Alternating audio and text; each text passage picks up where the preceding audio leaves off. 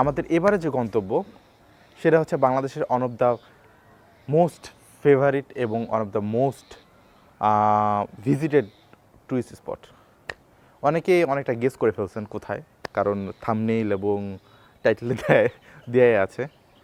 তো এবারের জার্নিটা শুধু ফ্রেন্ডস না, এবারের জার্নিটা ফ্রেন্ডস অ্যান্ড ফ্যামিলি। কক্সবাজার হচ্ছে পৃথিবীর লংগেস্ট সি বিচ এবং বাংলাদেশের one of the top favourite tourist spot. তো চলুন শুরু করা যাক আমাদের এবারের জার্নি। হ্যালো। সো আমাদের ব্যাকপ্যাকিং ডান। শুধু ব্যাকপ্যাকিং না, অ্যাকচুয়ালি আমরা যাওয়ার জন্য প্রস্তুতি নিয়েছি। এখন বাজে হচ্ছে 6টা পার হয়েছে, সন্ধ্যা 6টা। আমাদের বাস গোবিন্দগঞ্জ থেকে ছাড়বে 6টার দিকে। অ্যাকচুয়ালি একটু লং স্টোরি যে গোবিন্দগঞ্জ থেকে কেন নিচ্ছি, কারণ বগুড়া থেকে অ্যাকচুয়ালি বাসের কক্সবাজারের বাসের সার্ভিস অত বেশি নেই, চয়েস খুব বেশি নেই। তো আমরা আসলে যেটা আমাদের জন্য বেস্ট চয়েস সেটাই ইয়ে করছি, যেটা রংপুর থেকে আসে। তো আমরা এখন বের হবো, বের হয়ে আমার মাটির দিকে চলবো বগুড়া। সো এখন আস্তে আস্তে বের হওয়া যাক।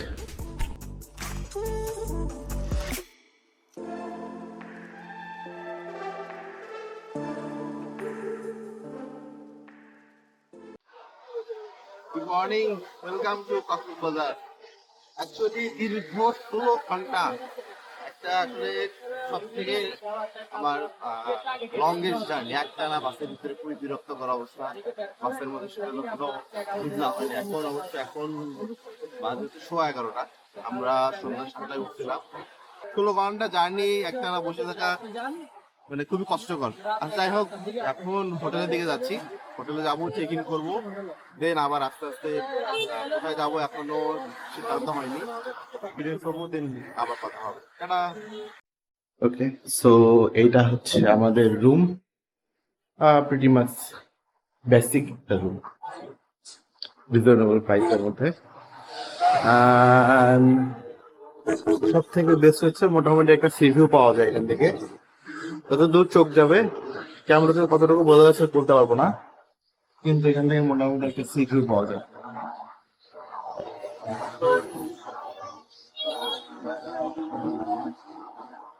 ওকে, যাই হোক, আমরা ফ্রেশ হই, অনেক কিছু বাকি আছে। অ্যান্ড দেখা হবে আবার ফ্রেশ হওয়ার পরে।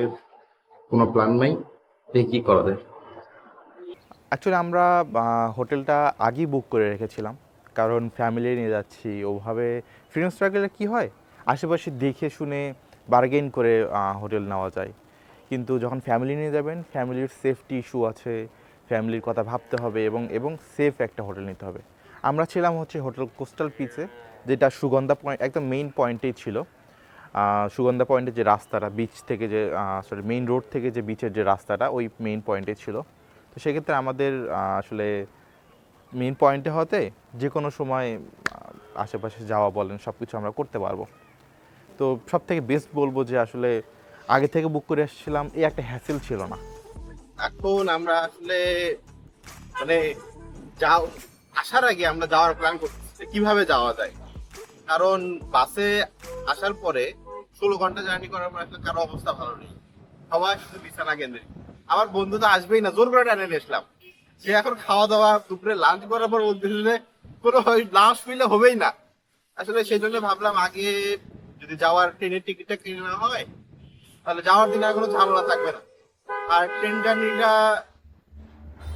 জার্নিটা আসলে সবসময় খুবই আরামদায়ক। সবাই সবাই প্রিফার করতেছে ট্রেন জার্নি। সেজন্য রেল স্টেশনে যাচ্ছি যে দেখি কি অবস্থা ট্রেনের টিকিট। এখন বাংলাদেশে তো ট্রেনের টিকিট পাওয়া খুবই দুষ্কর। এই দিক থেকে খুবই বাজে এক্সপিরিয়েন্স ট্রেনের টিকিট দেখা যাক। তাই দেখি যদি ট্রেনের টিকিট পাই তাহলে তো হয়ে গেল। আর আপাতত বিকেলের দিকে যদি সময় পাই হিমছড়ি যাব। আজকে খুব বেশি আর কি দৌড়াদৌড়ি না করি, সবাই একটু রেস্টে থাক, কারণ হিউজ একটা জার্নি শেষ করে আসলাম। টিকিটে রেলওয়ে স্টেশনে যাই, তারপর আপডেট জানাবো।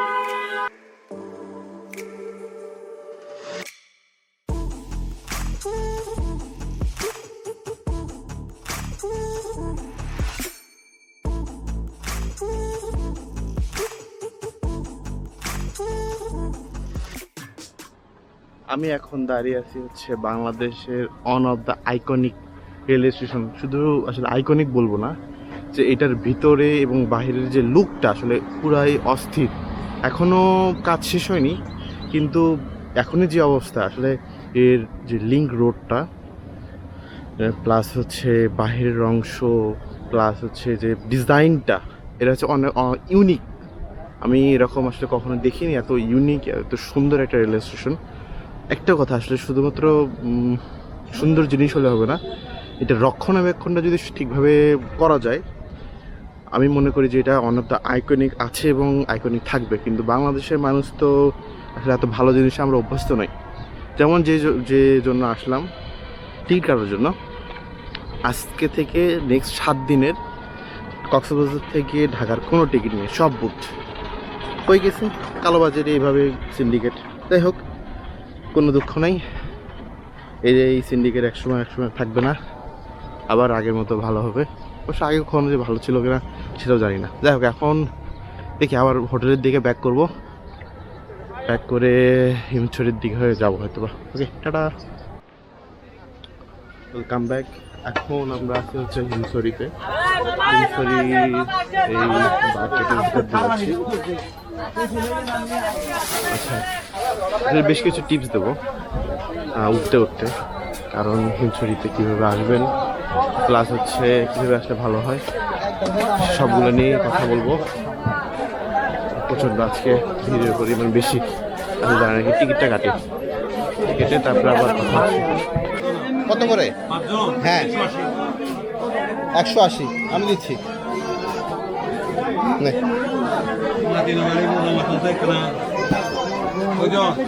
175 হলো না? এই দেখেন, না না হিমছড়ি, ওই যে সিঁড়ি, 5 জন, এই 5 জন, ঠিক আছে? হ্যাঁ, ওকে। তোমার হচ্ছে বলি, এই যে এই পাহাড়টাতে কি সিঁড়িতে উঠতে হয়? হ্যাঁ, ওখানে যে সূর্যাস্ত একটা পয়েন্ট আছে, সে পয়েন্টটা দেখতে হয়। এখন আজকে প্রচণ্ড পরিমাণে ভিড়। হিমছড়ি হচ্ছে কক্সবাজারের সব থেকে কাছের ট্যুরিস্ট স্পট। অ্যাকচুয়ালি তার আগে আরেকটা আছে, সেটা হচ্ছে প্যারাসেলিং পয়েন্ট। কিন্তু প্যারাসেলিং পয়েন্টের থেকে যদি বলি যে মানুষ সাধারণত হিমছড়িতে বেশি যায়, কারণ প্যারাসেলিং পয়েন্টে শুধুমাত্র প্যারাসেলিংয়ের জন্যই যায়। আচ্ছা, যাই হোক, আমরা হিমছড়ি আসলাম। আসার পরে যে আজকে মনে হচ্ছে যে কক্সবাজারে যত মানুষ, যত ট্যুরিস্ট আছে সব হিমছড়িতে চলে আসছে। মানে সিঁড়িগুলো যে উঠবো, মানে একটা পাশাপাশি মানুষ হাঁটতেছে, একজন নামতেছে একজন উঠতেছে এবং লাইন ধরে ধরে উঠতেছে, বিন্দু পরিমাণ ঠাঁই নেই। এর মধ্যে আরেকটা ঘটনা, আমরা আস্তে আস্তে লেট করে ফেলছি। তো যাই হোক, কারণ 16 ঘন্টা জার্নি করার পর আসলে কারো ওই রকম ফিজিক্যালি বা মেন্টালি বলেন ওই রকম স্ট্রং ছিলাম না আমরা, কিন্তু ঘুরতে আসছি, ঘুরতে তো হবেই। আর হিমছড়ি আসার আগে একটা জিনিস, একটা টিপস আমি আপনাদেরকে দেবো, সেটা হচ্ছে হিমছড়ি আসবেন, হিমছড়ি যান বা ইনানি যান, আপনারা অবশ্যই হাতে একটু সময় নিয়ে আসবেন। যদি সকালে আসতে পারেন বা দুপুরে আসতে পারেন আরও ভালো হয়। আরও আশেপাশে বেশ কিছু স্পট আছে, সেগুলো দেখতে পারবেন। যেমন দরিয়ানগর আছে, মানে কক্সবাজার থেকে ইনানিতে অনেকগুলো স্পট আছে। আপনারা যদি অটোতে আসেন, অটোতে আসলে যে ব্যাপারটা হবে, অটোর অনেক স্লোলি যায় এবং আপনারা যে ডান পাশে সি ভিউ এবং বাম পাশে আছে পাবেন হচ্ছে হিল ভিউ, দুই পাশের যে সৌন্দর্যটা পরিপূর্ণভাবে উপভোগ করতে পারবেন। যদি আপনার লোক বেশি হন, সেক্ষেত্রে চাঁদের গাড়ি আসতে পারেন। চাঁদের গাড়িতে আরও মানে আসলে ট্যুরিস্ট স্পটে না, চাঁদের গাড়িতে আসার ঘোরার মজা একটু অন্যরকম। কারণ হচ্ছে কি, চাঁদের গাড়িতে 14-15 জন, ছাদ খোলা, আপনারা মানে দাঁড়িয়ে দাঁড়িয়ে, আসলে চাঁদের গাড়িতে উঠলে বসার থেকে মানুষ দাঁড়িয়েই বেশি যায়। এই ভিউ আর একটু সামনে আছে অবশ্য, যেখানে এই জায়গাটা আর একটু সামনের দিকে বর্ধিত করে দেখানো হয়েছে। আমরা ওখানে যাবো। আচ্ছা, কিছু ড্রোন ফুটেজ নেওয়া যাক।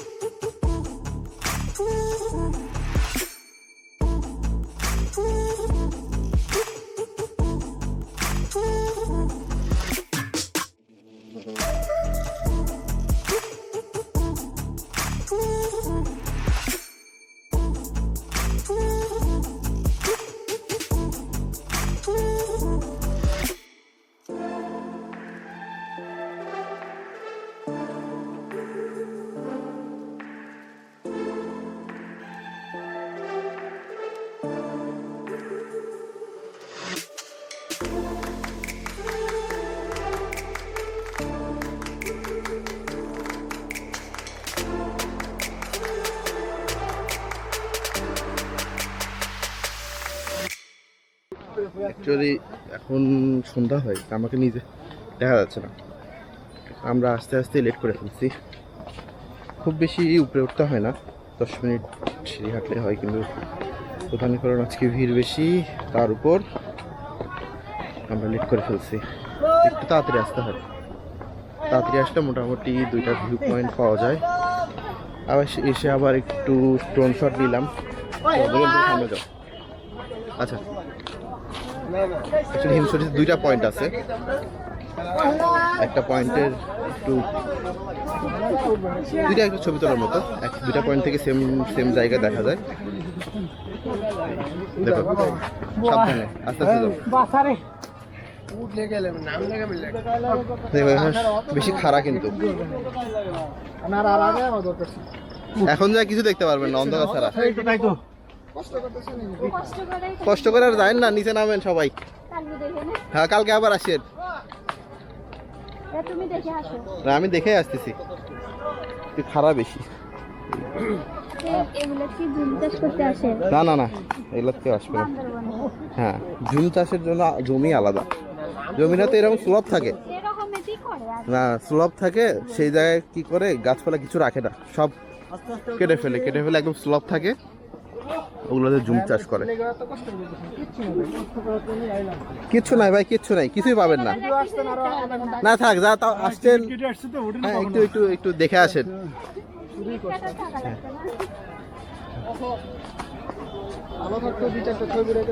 হ্যাঁ, ছবিটা এখন আর আসবে না, মুখ দেখা যাবে না।